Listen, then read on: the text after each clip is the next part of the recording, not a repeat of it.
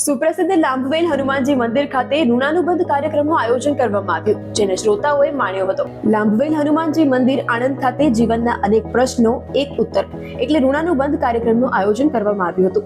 કાર્યક્રમમાં ગુજરાતી ભાષાના લેખક અને કવિ પ્રશાંતભાઈ, આશિષ ભલાણી, ગાયક કલાકાર ભાવિકભાઈ અને લેખક તથા વાર્તાકાર દીપિકાબેન જોશી દ્વારા અનોખી રીતે જીવનના બોધપાઠ આપવામાં આવ્યા હતા. અલગ અલગ શહેરોમાં લોકોને નવું નવું જાણવા મળે અને લોકોના મનમાં શ્રદ્ધા જાગે તે માટે આ ઋણાનુબંધનું આયોજન ઉત્સાહપૂર્વક કરવામાં આવે છે.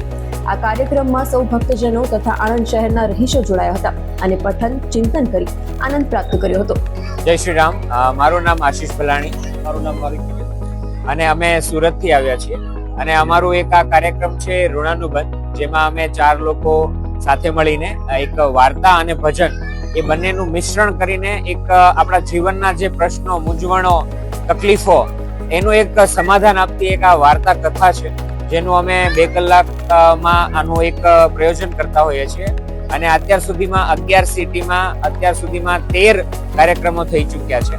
અને આ કોઈ શુલ્ક સાથે નથી અમે કરતા, અમે નિઃશુલ્ક કરીએ છીએ. અને આજે આ લાંભેડ હનુમાનજીના આંગણે અમને આ કરવાનો મોકો મળ્યો છે.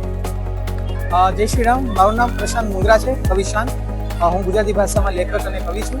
આજે અમે લાંભવેલ મુકામે હનુમાનજીના દાદાનું મંદિર છે ત્યાં ઋણાનુબંધ કાર્યક્રમ માટે આવ્યા છીએ. આ ઋણાનુબંધ એક વાર્તા છે જેને અમે લોકો વચ્ચે વહેતી મૂકી છે. ગુજરાતના અલગ અલગ લગભગ 12 થી 13 શહેરોમાં અમે આ વાર્તાની પ્રસ્તુતિ કરી છે અને આજે શનિવારના શુભ દિવસે અમે દાદાના આંગણે આ ઋણાનુબંધ વાર્તા જે છે એને લોકો વચ્ચે કહેવા માટે પ્રસ્તુત કરવા માટે આવ્યા છે. આ વાર્તા જેનાથી ઘણા બધા લોકોને ઘણો બધો ફાયદો થયો છે. નાના મોટા કંકાસ, લડાઈ ટંટાઓ ઘણા બધા મટી ગયા છે. અને શા માટે આપણે અમુક લોકોને મળીએ છીએ એમનો બહુ મર્મસ્પર્શી જવાબ આપણે વાર્તામાંથી મળે.